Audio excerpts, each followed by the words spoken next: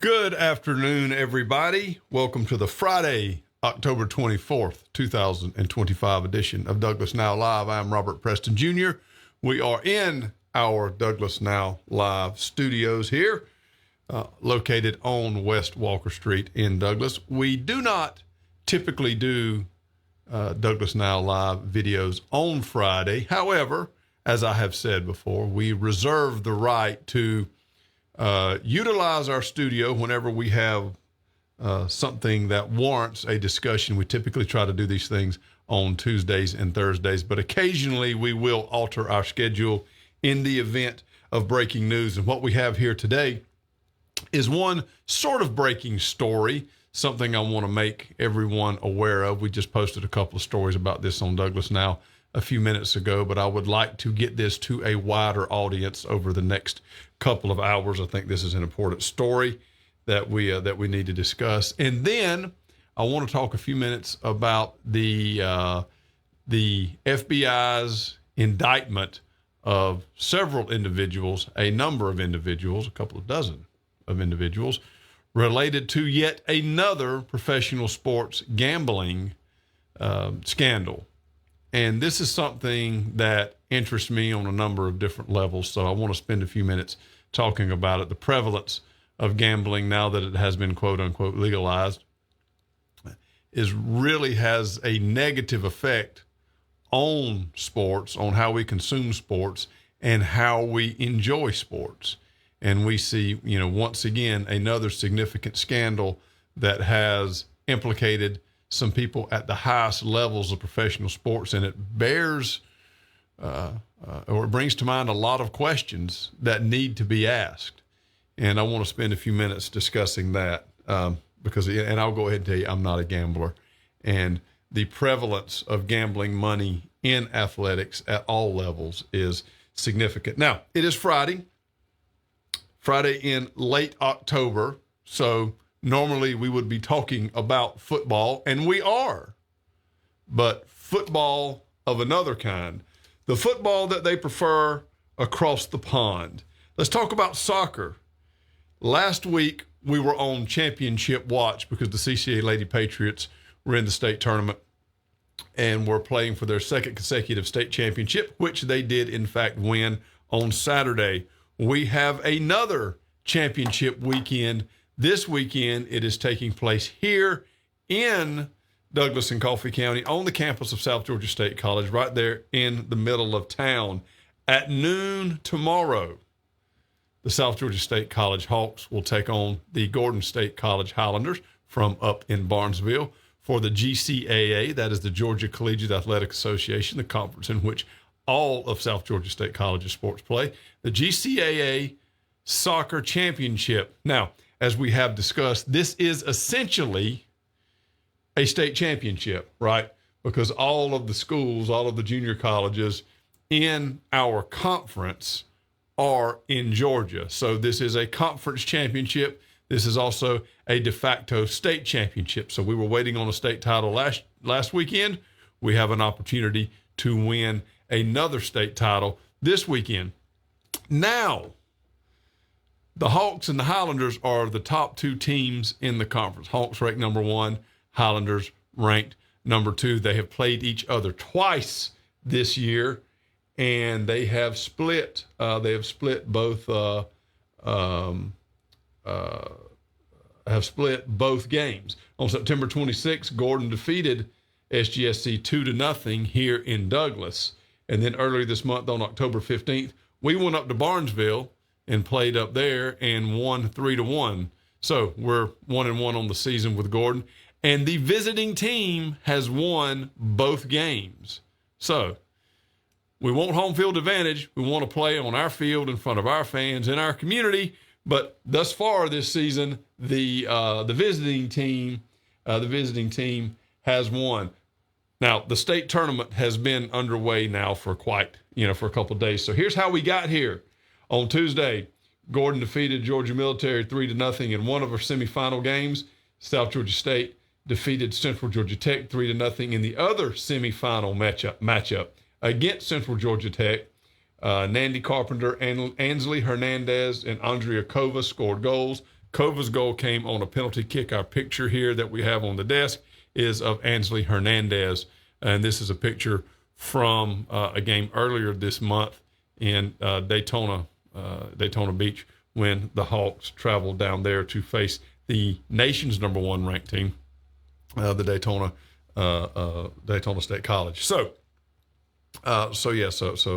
Ansley here was one of the 3 Hawks who scored a goal in the semifinal game. Now, I've mentioned this before, and I will mention it again. State championships, conference championships, what have you. You know, and in high school we deal with region championships and state championships. Here in college, they're kind of the same. You know, the conference championship is the state championship. So, you know, if you win one, you're winning them both. So you kind of roll that into, you know, all into one.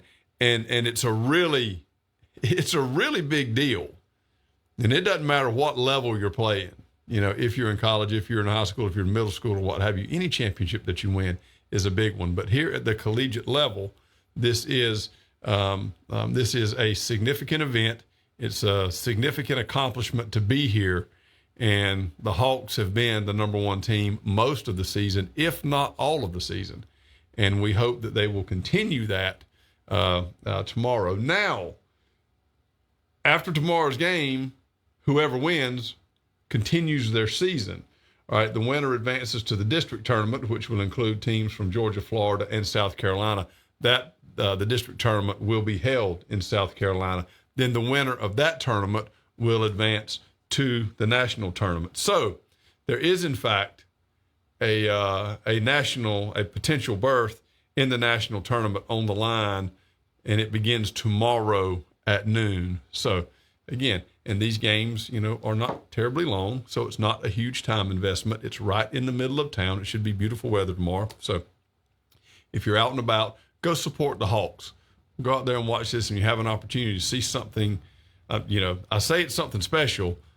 We've had some teams win some championships here lately, and that's a lot of fun, but we don't get the opportunity for that to happen in our community very much.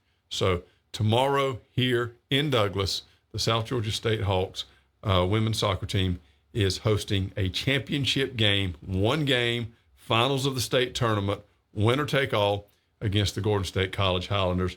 It's going to be a lot of fun. In related news, the GCAA has released its all-region, and they call this, I like to consider this all-conference, but nobody asked me. So it's all, you know, the all-region teams for the conference. And this includes, of course, Player of the Year and Coach of the Year. As you would well imagine, the South Georgia State College Hawks were very well represented on this list. The Player of the Year, Bailey Maroney, one of our Hawks. Also, Coach of the Year, Lisa Gonzalez. Of course, you know, the way they do this before the tournament is over with, whoever wins the regular season is probably going to win Coach of the Year, and South Georgia was number 1 when the conference tournament began. First team, goalkeeper Jess Joyner from South Georgia State. What I'm going to do here is I'm going to call out all of the Hawks players. So anybody I call out here is a member of South Georgia State's team. Defense, Addie Miller and Brooke Brantley. Midfielder, Riley Fisher and Ansley Hernandez. Again, we have Miss Hernandez right here. Forward, Bailey Maroney, Nandy Carpenter. On the second team, we have Rose Williams. On defense, midfielder, Jalaya Neff and Maria Cifuentes. And those are all the South Georgia State College selections on the all-region first team and all-region second team. So listen, they've had a phenomenal year. And hopefully we can cap the year with a win in the conference tournament and then a berth in the district tournament, and who knows what happens from there. So, yes, a lot of people are worried about football tonight, high school football. We've talked about that. We're not going to rehash that. Coffee Trojans on the way to Warner Robins right now. CCA Patriots getting ready to host Westwood from Camilla. Both games have serious postseason implications. We have discussed that at length, but we also have soccer team here playing for a championship, and it happens right here. So go out tomorrow and watch the Lady Hawks play. We're going to be out there taking pictures. We're going to have a good time. I am in fact, looking forward to this quite a bit. It's a big weekend, and we have been very sports heavy here lately.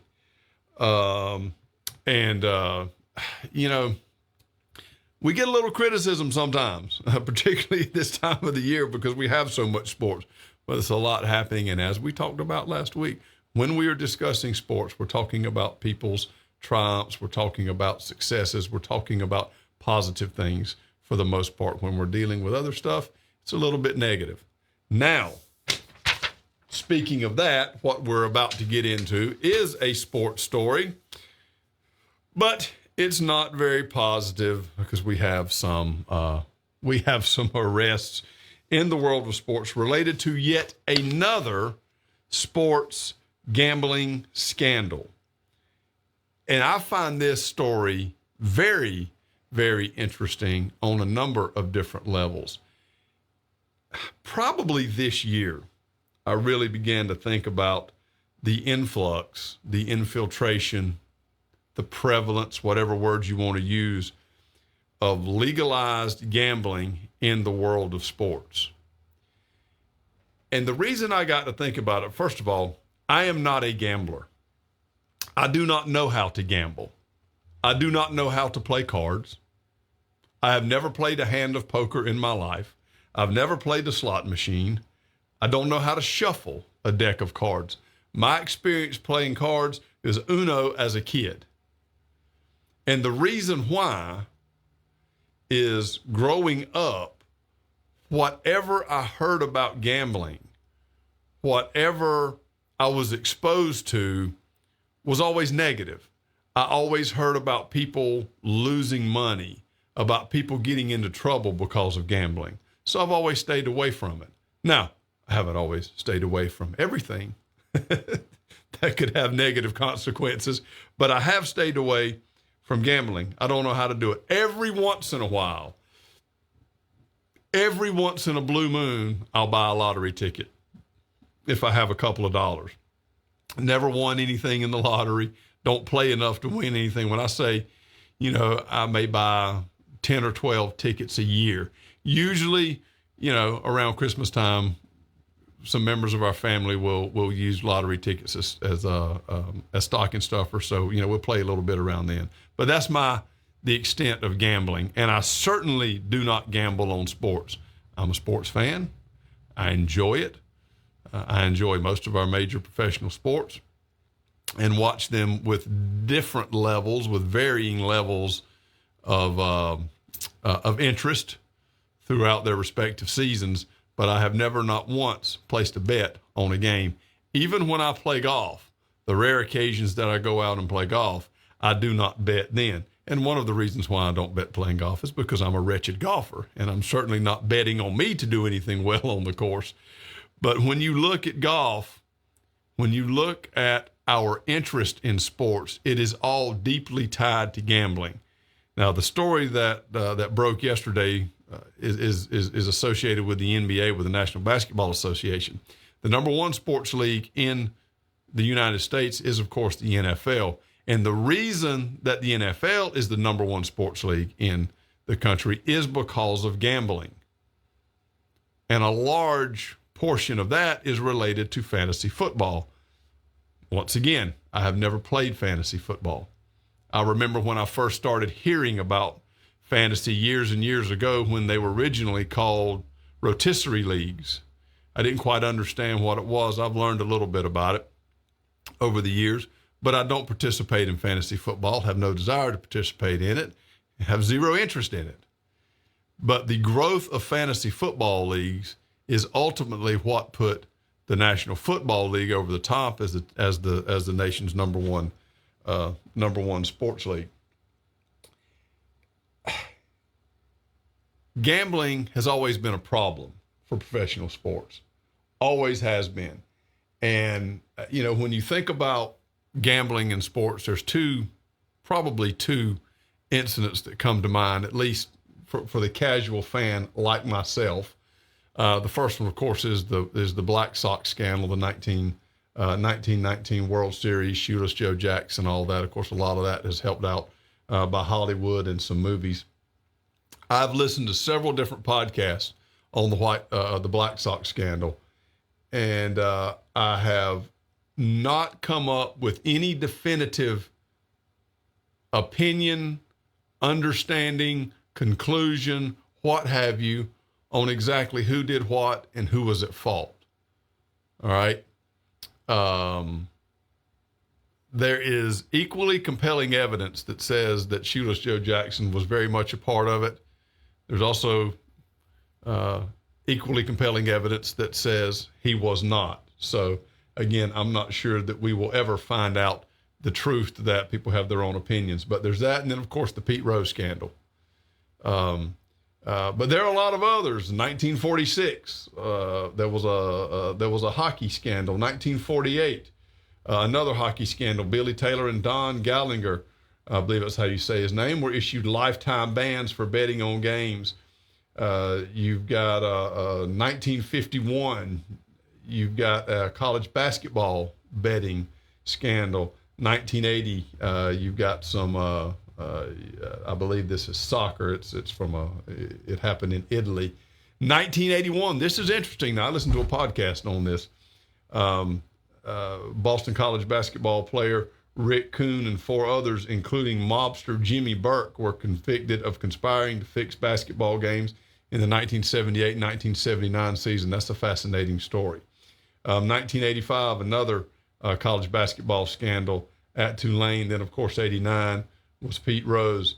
13 Boston College football players suspended for gambling in 1996, 2007. Another hockey scandal involving someone who is still in the game. Current Philadelphia Flyers coach Rich Tocchet, how you say his name, was placed on 2 years probation after pleading guilty to conspiracy and promoting gambling while serving as an assistant coach with a team in the league. Then in 2008, of course, NBA referee Tim Donaghy. I've listened to a podcast about that. That is also a fascinating story. He pleaded guilty to wire fraud and transmitting betting information for taking thousands of dollars from a gambler for inside tips on games, including games that he worked. 2022, 15 players, or at least 15 NFL players have been suspended by the league for gambling violations. The list goes back to 1963. And of course, in 2022, there was Atlanta wide receiver Calvin Ridley was suspended for an entire season for gambling. Now, he did his gambling when he was out of the game. He missed a season due to illness. 2023, Phil Mickelson, professional golfer, was alleged to have wagered more than $1 billion over the last 30 years. These allegations were made in a book written by a gambler named Billy Walters. He also wrote that Mickelson wanted to place a $400,000 bet on the 2012 Ryder Cup, in which he played. Mickelson wrote in a lengthy social media post that he has stopped gambling and acknowledged his betting habits crossed the line from moderation to addiction. He was then denied. He denied betting on the Ryder Cup. You've got other stuff going on. 2023, some soccer stuff. March of last year, Shohei Ohtani's interpreter, and I will wager there's a lot more to the Shohei Ohtani story than we know. So listen, and there are others. I'm not going to go through all of these, but there are dozens and dozens and dozens of betting scandals in professional sports, and now we have another one. What has happened here with the NBA is actually 2 different investigations. One involved fixed card games using professional athletes as bait to get people to play. And, you know, you're going to sit down at a high-stakes card game. You're more likely to if you're playing at the same table with former professional athletes. And that's what they did. They lured unsuspecting people into, and the mob was involved in this. And you had 4 different of the big 5 organized crime families in New York City were involved in this particular scandal.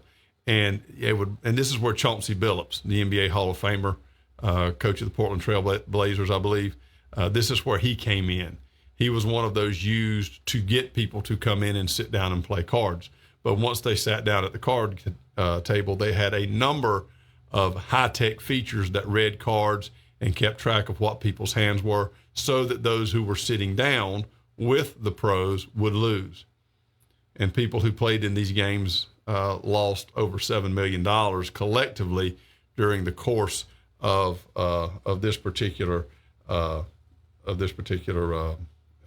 scandal. The second plank to this investigation was NBA insiders selling information to betting houses or to bettors about what players were doing. Players, faking injuries or, pulling themselves out of games early, doing things like that. And a couple of current players got wrapped up in that as well. What's interesting is that Miami Heat guard Terry Rozier, who was indicted in this investigation, was cleared by the NBA 2 years ago. This investigation has been going on for a while. And if you follow the headlines, you can, and starting now and looking back on, back at some of the stories that have been published over the last couple of years, you can see how this investigation has developed. But the NBA cleared Rozier of any wrongdoing in this particular, or the incidents that led to these indictments. So the NBA said, he didn't do anything wrong. The FBI says, oh, yes, he did. And he has been indicted. FBI Director Kash Patel said in a press conference, the fraud is mind-boggling. And he referred to the wrongdoing as a criminal enterprise that envelops both the NBA and La Cosa Nostra, which, of course, is the mob. He said the schemes involve tens of millions of dollars in illegal money.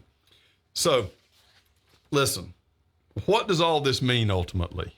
All right, and you can read the stories and you can follow the different planks and the tentacles of this. What it leads me to ask is, can we trust our professional sports leagues? Can we trust them that we're not simply watching a much higher level of entertainment, of sports entertainment, like the WWE? Everybody knows the WWE is rigged, right? Now, I'm not going to go so far as to say that the WWE is fake, all right? The outcomes are predetermined, and the matches are choreographed, but it's certainly not fake. These guys suffer real injuries. They're all incredible athletes. If you look at their background, most of them were either former college or professional athletes at one point in their past. And they're also incredibly tough. Incredibly tough. Don't go pick on a wrestler and think you're going to come out of it unscathed. Their matches may be choreographed, but the skills that they have and the toughness they have are certainly not fake. And it's not very often that professional wrestlers lose fights outside of the ring. But it is choreographed, and and the outcomes are predetermined. Are we supposed to expect, and are we supposed to believe that the NBA, Major League Baseball is a little bit harder because it's so much harder to affect the outcome? You can, I guess, kind of with balls and strikes and things like that, but it's so hard to hit a baseball. Your opposing pitcher is going to have to be in collusion with this. Your pitcher, your catcher, somebody is, in order to present the batters with pitches that they can hit. So it's a little bit harder, I would think, with Major League Baseball. You're going to have to get more people involved. But when you're dealing especially with the NBA and with the NFL, are we supposed to believe that given the amount of money, billions and billions of dollars that flow through the betting houses, that flow through these leagues, are we supposed to believe that there's not some type, at some level, of choreography or predetermined outcome, what have you, with these games?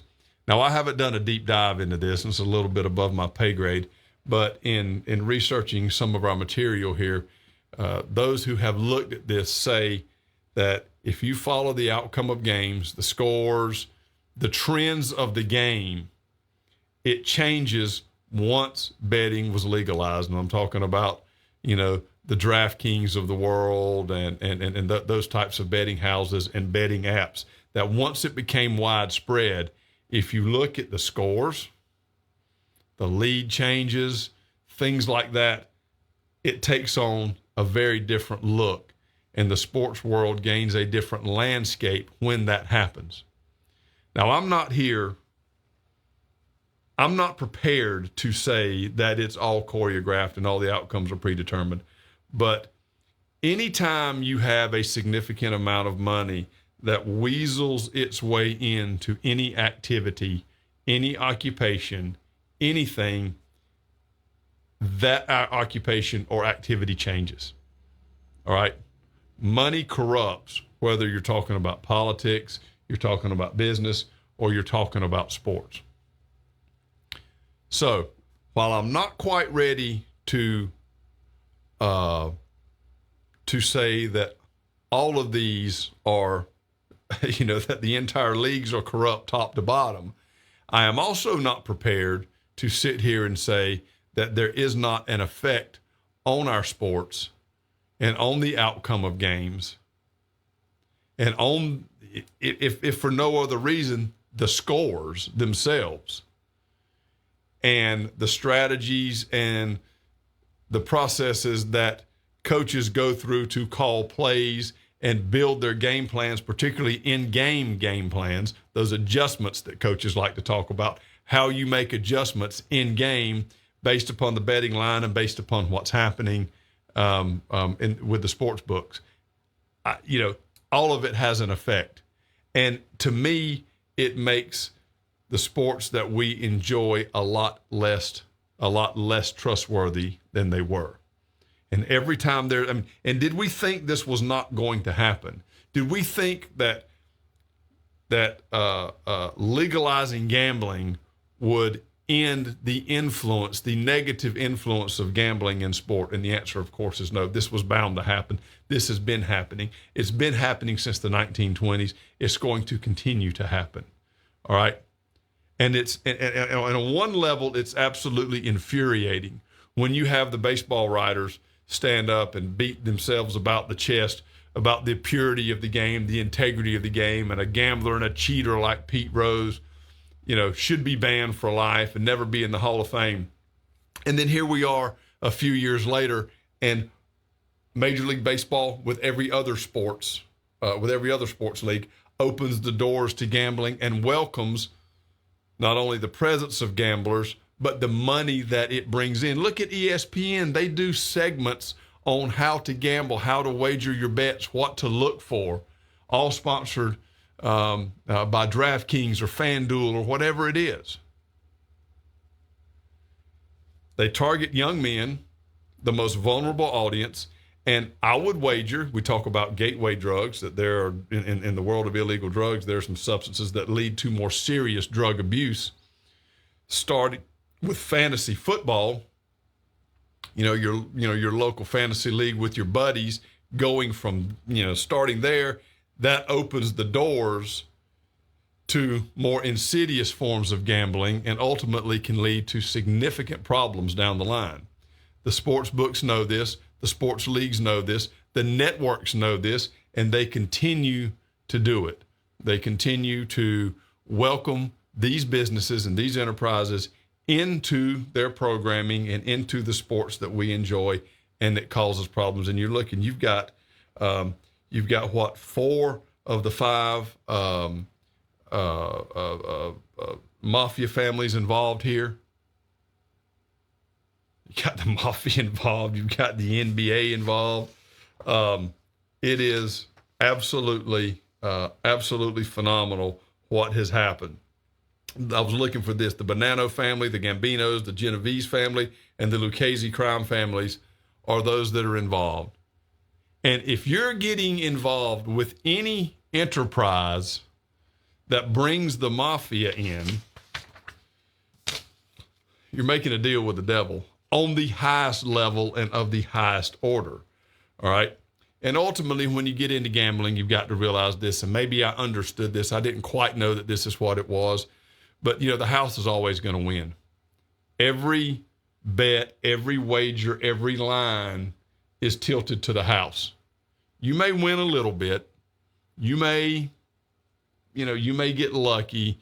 You may be able to sustain a streak of luck for a time, but eventually it's going to run out and you're going to start losing.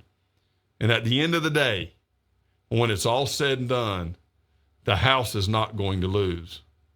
Those who are placing the bets ultimately will. And that will not change. The way we gamble may change. What we gamble on may change.